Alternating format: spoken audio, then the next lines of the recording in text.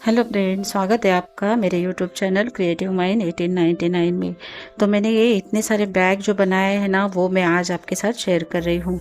और आपको जो भी बैग पसंद आएगा उस बैग के लिए आप कमेंट करोगे तो मैं उसका वीडियो पूरे डिटेल के साथ आप लोगों के साथ शेयर करूँगी। और ऐसे ही बैग मैं कस्टमर के बनाते रहती हूँ उनके पुराने कपड़ों से, और उन्हें उनका रियूज़ करके देती हूँ। वो भी खुश और मैं भी खुश।